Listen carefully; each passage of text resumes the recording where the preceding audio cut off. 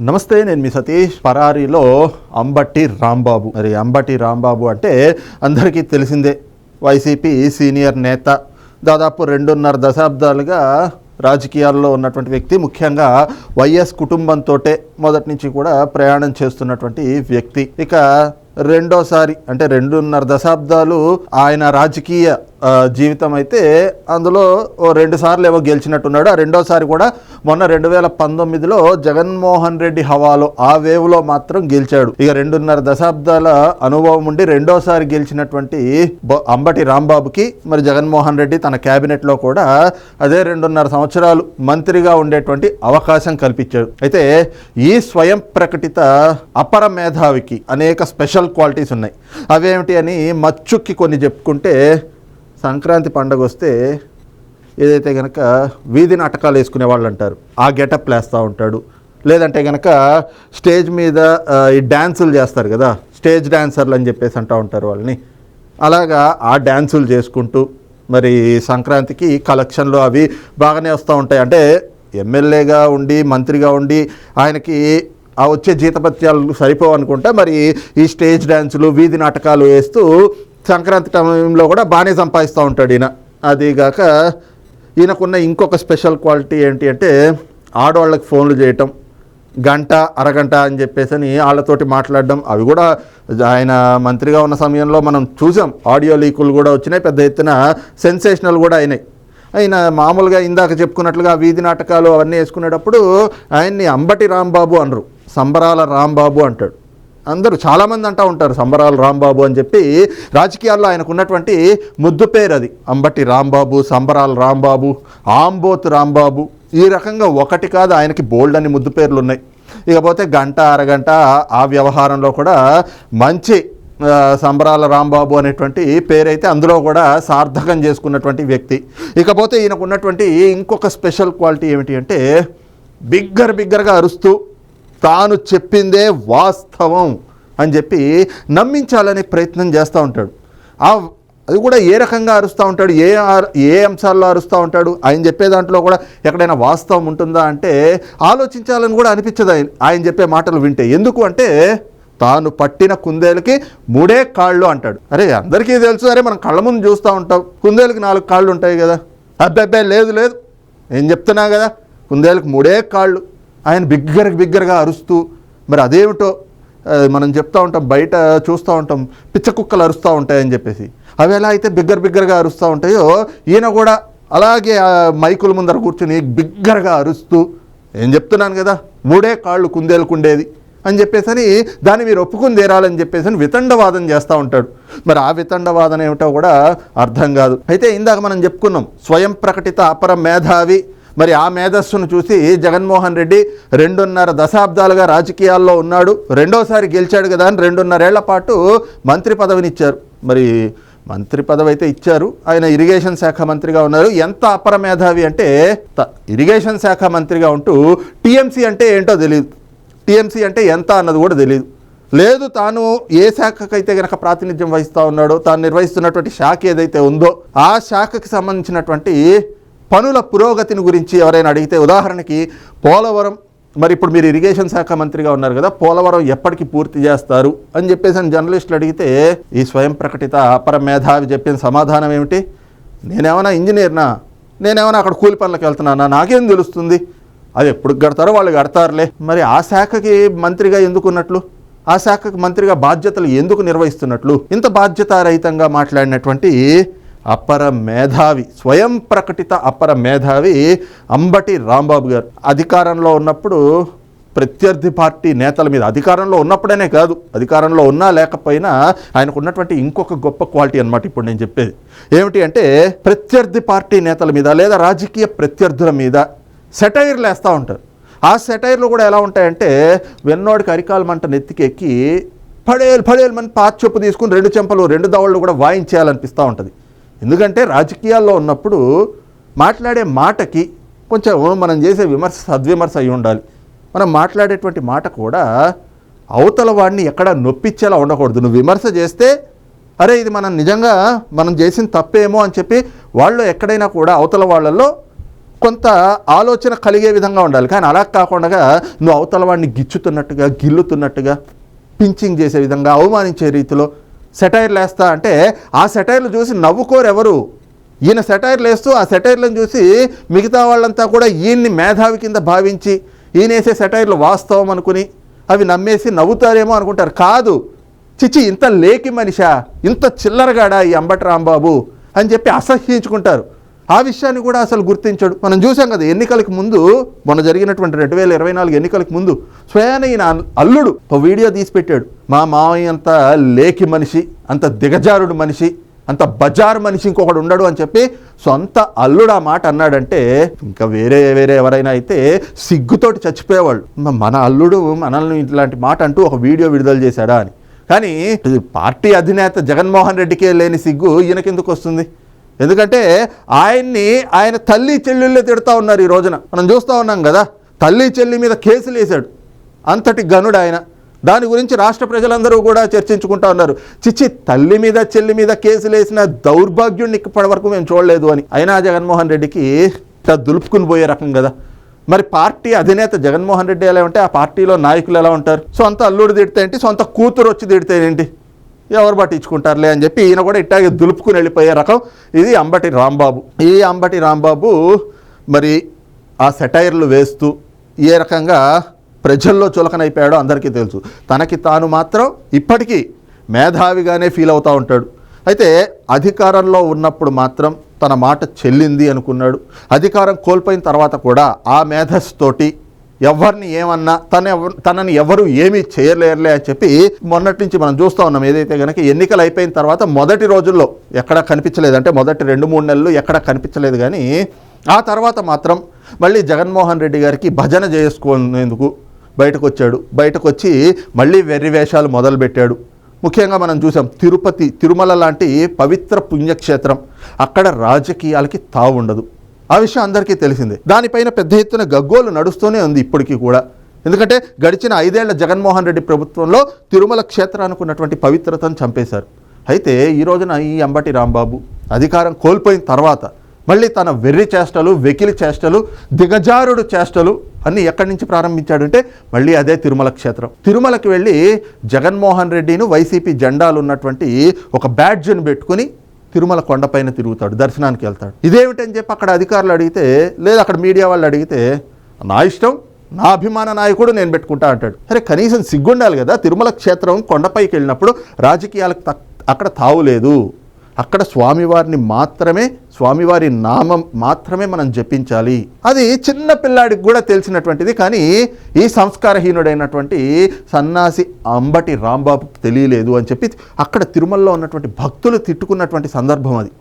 అయితే ఈయన మరి ఏ రకంగా తనకి తాను స్వయం ప్రకటిత అపర మేధావిగా, తనకున్నటువంటి మేధస్సు ఎవరికీ లేదని చెప్పి, ఎవరి ముందైనా సరే తను వాదించి నెగ్గగలను అని చెప్పి, తాను ఏది మాట్లాడినా అదే నిజం అని చెప్పి అందరూ నమ్ముతారు అని చెప్పి పిచ్చవాగుడంతా వాగుతూ వస్తాడు. అది మీడియా ముందర కావచ్చు, లేదంటే అసెంబ్లీలో కావచ్చు. ఏ రకంగా గడిచిన 5 ఏళ్ళు మాట్లాడాడో మనం చూసాం. ఇప్పటికీ మీడియా ముందు ఇవే చేసుకుంటూ వస్తున్నటువంటి పరిస్థితి. అయితే ఈ మధ్య కాలంలో మరి జగన్మోహన్ రెడ్డి ఎప్పుడైతే కనుక వల్లభనేని వంశీని జైల్లో పరామర్శించి బయటకు వచ్చి అందగాడని చెప్పి పొగిడి, ఆ తర్వాత వంశీని అరెస్ట్ చేసినటువంటి పోలీసులు, మరి ఆ పోలీసుల్ని సప్త సముద్రాల అవతలున్నా తీసుకొచ్చి గుడ్డలు వడదీస్తా అని చెప్పి ఆయన చెప్పాడు. ఇక అక్కడి నుంచి ధైర్యం వచ్చినట్లుంది అంబటి రాంబాబుకు కూడా. ఇక నిత్యం ప్రెస్ మీట్లు పెట్టడం, ఎందుకంటే వైసీపీలో ఇప్పుడు ప్రెస్ మీట్లు పెట్టేందుకు కూడా ఎవరు ముందరికి రావట్లేదు. వాళ్ళకి అధికార ప్రతినిధులు అని చెప్పి పార్టీ నియమించిన, లేదు మళ్ళీ ప్రభుత్వంలోకి వస్తే మీకు మంత్రి పదవులు ఇస్తాము అని చెప్తున్నా కూడా జగన్మోహన్ రెడ్డి నమ్మేందుకు వైసీపీలో ఎవరు లేరు.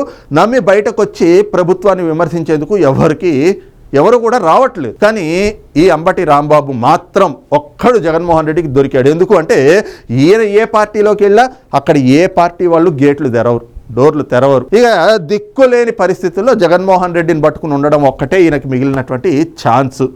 మరి దీంతో అదే వైసీపీలో ఉంటూ జగన్మోహన్ రెడ్డి భజన చేసుకుంటూ కూటమి ప్రభుత్వం పైన విషం చిమ్మడమే జగన్మోహన్ రెడ్డి లక్ష్యం, వైసీపీ లక్ష్యం, సాక్షి మీడియా లక్ష్యం, ఆ వైసీపీలో ఉన్నటువంటి నాయకుల లక్ష్యం. మిగిలిన కొద్దో గొప్ప మంది నాయకులు. అందులో ఒకడైనటువంటి అంబటి రాంబాబుకి మరి జగన్మోహన్ రెడ్డి ముఖ్యమైనటువంటి బాధ్యతలు అప్పచెప్పాడు. ఏమిటి అంటే, ఏ అంశం మీదైనా కూడా అందులో వాస్తవాలు ఏమిటి అనేది తెలుసుకోకుండా ఏదైనా సరే వచ్చిన స్క్రిప్ట్ని వచ్చినట్లుగా ఇదే నిజం అని నమ్మిస్తా, నేను అంత బల్లగుద్దినట్టుగా నేను మాట్లాడతాను, నేను మాట్లాడితే అది నిజం నిప్పు లాంటిది అని ఎలా అంటారో, నేను చెప్తే నా మాట కూడా అంతే వేదం కింద అందరూ నమ్ముతారు అని చెప్పి జగన్మోహన్ రెడ్డిని నమ్మించాడు ఈయన. దీంతో తాడేపల్లి నుంచి వచ్చే స్క్రిప్ట్లని అక్కడ పార్టీ ఆఫీస్లో కూర్చొని చదువుతూ ఉంటాడు ఈ అంబటి రాంబాబు. వాటిని ప్రజలు నమ్మాలని చెప్తా ఉంటాడు. అయితే ప్రజలు ఎక్కడా నమ్మేటువంటి పరిస్థితులు లేవు. అయితే ఈ మధ్యకాలంలో ఓ సమావేశం కూడా నిర్వహించాడు ఆయన. ఎందుకంటే అప్పటి వరకు సత్తెనపల్లి నియోజకవర్గానికి ఇన్ఛార్జ్గా ఉండేవాడు. ఆయన ఎమ్మెల్యేగా కూడా 2019లో గెలిచింది అదే సత్తెనపల్లి నియోజకవర్గం నుంచి. అయితే ఇప్పుడు అక్కడ నియోజకవర్గ బాధ్యతలు తీసేశారు అంబటి రాంబాబుకి. అక్కడ వేరే వ్యక్తిని ఎవరినో తీసుకొచ్చి అక్కడ నియమించారు. ఈయన్ని మాత్రం గుంటూరు జిల్లా అధ్యక్షుడిగా జగన్మోహన్ రెడ్డి నియమిస్తే ఆ గుంటూరు జిల్లాలో ఉండేటువంటి ఆ ద్వితీయ శ్రేణి నాయకులు లేదా మిగిలిన కొద్దో గొప్ప మంది నాయకులతో సమావేశం పెట్టుకుని కొన్ని ప్రగల్భాలు పలికాడు. ఈ కూటమి ప్రభుత్వం ఏం లేదు. ఆయన ఒక్క ఆ మీటింగ్లో అనే కాదు, ఆయన పెట్టే ప్రెస్ మీట్లు అన్నింటిలో కూడా ఇదే చెప్తా ఉన్నాడు. ఎప్పుడు మీడియా ముందరకు వచ్చినా ఇదే చెప్తా ఉన్నాడు. ఆల్రెడీ ఏడాది గడిచిపోయింది కూటమి ప్రభుత్వం వచ్చి, ఇంకో 3 ఏళ్ళు కళ్ళు మూసుకుంటే మళ్ళీ మేమే అధికారంలోకి వచ్చేస్తాం. ఇది జగన్మోహన్ రెడ్డి చెప్పిందే ఈయన కూడా చెప్తూ వస్తున్నటువంటి పరిస్థితి. అయితే మొన్న ఈ మధ్య గుంటూరు జిల్లాలో పార్టీ నాయకులతో ఏదో సమావేశం పెట్టుకున్నప్పుడు మళ్ళీ వాళ్ళతో కూడా మీ మీద ఎవరైనా కేసులు పెడితే పెట్టించుకోండి, మిమ్మల్ని పోలీసులు తీసుకెళ్ళి కొడితే కొట్టించుకోండి, మిమ్మల్ని టీడీపీ నాయకులు కానీ జనసేన నాయకులు కానీ భారతీయ జనతా పార్టీ నాయకులు కానీ ఎవరైనా మిమ్మల్ని వేధిస్తే ఆ వేధింపులు తాళండి, మీరు ఏం పర్వాలేదు, మీకు అండగా నేనుంటా, మీ మీద ఈగ వాలకుండా నేను చూసుకుంటా, రేపు మళ్ళీ మనం అధికారంలోకి వచ్చాక వాళ్ళందరికీ అట్టుకి అట్టున్నర తిరిగిద్దాం అని చెప్పి వాళ్ళందరిలో ధైర్యం నింపేందుకు ఓ ప్రత్యేకమైనటువంటి సమావేశాన్ని నిర్వహించాడు ఈ అంబటి రాంబాబు. ఇది విన్న వైసీపీ నాయకులు కార్యకర్తలు కూడా అబ్బా అంబటి రాంబాబు ఇంత ఇదిగా చెప్తున్నాడు, నిజంగా మనకు అండగా ఉంటాడులే అనుకున్నారు. కానీ ప్రస్తుతం ఆయన పరారైపోయాడు. ఎక్కడికి వెళ్ళిపోయాడో ఎక్కడ దాక్కున్నాడో ఎవరికీ తెలియదు. మరి ఎందుకు పరారయ్యాడు ఆయన అంటే, నిన్న మరి ఏదైతే గనక వీళ్ళకి ప్రజలు బుద్ధి చెప్పి వైఎస్ఆర్ కాంగ్రెస్ పార్టీకి అధికారంలో ఉండేటువంటి అర్హత లేదు, జగన్మోహన్ రెడ్డి ముఖ్యమంత్రి అనేటువంటి ఆ కుర్చీలో కూర్చునేటువంటి స్థాయి ఆయనకు లేదు, ఆ హక్కు కానీ అర్హత కానీ ఆయనకు లేదు, వీళ్ళందరూ మంత్రులుగాను ఎమ్మెల్యేలుగా ఉండేటువంటి అర్హత వీళ్ళకి లేదు అని చెప్పి తేల్చేసి 2019లో 151 స్థానాలు ఇస్తే ఇప్పుడు 11 స్థానాలకు పతనం చేశారు. ఆ పతనం అయిపోయి కరెక్ట్గా ఏడాది గడిచింది నిన్నటికి. మరి ఆ ఏడాది గడిచినటువంటి సందర్భంలో ఆ నేపథ్యంలో వెన్నుపోటు దినం అని చెప్పేసి ఒక కార్యక్రమాన్ని అయితే గనక వీళ్ళు తీసుకొచ్చారు. ఆ కార్యక్రమానికి పిలుపునిచ్చింది ఎవరు? జగన్మోహన్ రెడ్డి. కానీ జగన్మోహన్ రెడ్డి ఆ వెన్నుపోటు దినం కార్యక్రమంలో పాల్గొన్నాడా అంటే లేదు. ఆయన యలహంక ప్యాలెస్కి వెళ్ళిపోయి అక్కడ కూర్చున్నాడు. అక్కడ ప్రశాంతంగా రెస్ట్ తీసుకుంటూ పార్టీ నాయకుల్ని కార్యకర్తల్ని మీరు రోడ్ల మీద తిరగండి అన్నాడు. ఆ రోడ్ల మీద తిరగండి అని అంటే పాపం అక్కడెక్కడో విజయనగరం జిల్లా చీపురుపల్లిలో బొత్స సత్యనారాయణ గారు, మరి అంత పెద్ద ఆయన జగన్మోహన్ రెడ్డే చెప్పుకున్నాడు నా తండ్రి లాంటి వాడు అని చెప్పి, మరి ఆ వయసులో ఉన్న వ్యక్తిని నువ్వు రోడ్డెక్కి తిరుగు అని చెప్పి జగన్మోహన్ రెడ్డి యలహంక ప్యాలెస్ వెళ్ళి దుప్పటి కప్పుకుని పడుకున్నాడు. ఆ బొత్స గారేమో పాపం తండ్రి లాంటి వాడు అన్నాడు కదా, మరి తిరగమన్నాక తిరగకపోతే బాగోదని చెప్పి ఆయన ఏదో కిలోమీటర్ దూరం నడిచాడట ఆ ర్యాలీలో. అంతే మాట్లాడుతూ బీపీ డౌన్ అయి కుప్పగూలిపోయాడు. మంచిదిలేండి, ఏమీ కాలేదు, దేవుడి దయ వల్ల పాపం ఆయన ఆరోగ్యంగానే మళ్ళీ ఆరోగ్యం అంతా సెట్ అయింది, ఇప్పుడు కుదుట పడ్డది. అయితే అలాంటి వాళ్ళు తిరుగుతున్నారు కానీ జగన్మోహన్ రెడ్డి ఎక్కడా కనిపించట్లేదు. పోనీ ఆ వెన్నుపోటు దినం అనే కార్యక్రమానికి పిలుపునిచ్చారు కదా, దానికి రాష్ట్ర వ్యాప్తంగా ఏమైనా స్పందన ఉందా అంటే లేదు. రాష్ట్రం అంతా కలిపి 11 చోట్ల మాత్రమే ఈ కార్యక్రమాన్ని నిర్వహించారంట. మరి అది జగన్మోహన్ రెడ్డికి ఈరోజు ఉన్నటువంటి పరిస్థితి. అది కూడా లక్కీ ఫిగర్ లేండి అది. ఎందుకంటే ఆయనకు మొన్న ఎన్నికల్లో వచ్చింది 11 సీట్లు. ఆయన అసెంబ్లీకి వెళ్ళి గవర్నర్ ప్రసంగం, అప్పుడు ఆయన అసెంబ్లీలో ఉన్నది 11 నిమిషాల పాటు. నిన్న వెన్నుపోటు దినం అని చెప్పి సంవత్సరం తర్వాత ఒక కార్యక్రమాన్ని తీసుకుని పార్టీ నాయకులు అందరూ నిర్వహించండి అని చెప్తే అది నిర్వహించింది 11 నియోజకవర్గాల్లో. ఇది జగన్మోహన్ రెడ్డికి బాగా అచ్చొచ్చినటువంటి పరిస్థితి అనమాట. ఆ నెంబర్ బాగా కలిసి వచ్చింది ఆయనకి. అయితే ఈ కార్యక్రమం మరి అంబటి రాంబాబు గారు గుంటూరు జిల్లా అధ్యక్షుడిగా కార్యక్రమాన్ని నిర్వహిద్దామని చెప్పి ఓ 50-60 మంది వాహనాలు వేసుకుని, కార్లు వేసుకుని, అంటే బైకులు కార్లు వేసుకుని 50-60 వాహనాలతోటి అక్కడ ఏదో బ్రిడ్జ్ ఉంటుందట, ఆ బ్రిడ్జ్ మీద నుంచి అవతలకు వెళ్ళాలి, వీళ్ళు ఏదో కలెక్టర్ గారికి రిప్రజెంటేషన్ ఇవ్వాలి అంటే.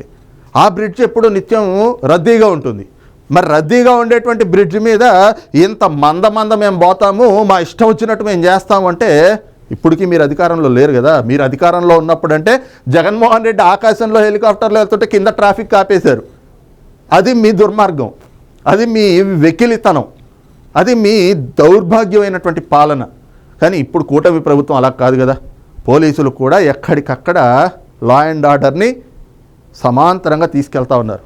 అయితే అక్కడ పట్టాభిపురం సిఐ గారు ఆయన ఉండి, లేదండి బ్రిడ్జ్ మీద ఇన్ని వాహనాలతోటి వెళ్ళడం ఏంటి, మీరు వేరే మార్గం నుంచి వెళ్ళండి, అసలు మీకు ఈ వెన్నుపోటు దినం జరుపుకోవడానికి మీకు పర్మిషన్ ఎవరు ఇచ్చాడు, పర్మిషనే లేదు, అయినా కూడా మీరు చేస్తూ ఉంటున్నారు. ఇట్లా పబ్లిక్ తిరిగే ప్లేస్లో పబ్లిక్కి వాళ్ళకి అంతరాయం కలిగించేలాగా ఎలా తిరగకూడదు, మీరు వేరే మార్గం నుంచి వెళ్తా అంటే వెళ్ళండి కానీ ఇటు వెళ్ళడానికి వీల్లేదు అంటే ఆయనతోటి ఘర్షణ పడ్డాడు. ఆ వీడియో అందరు చూసుంటారు, మళ్ళీ ఒక్కసారి చూద్దాం.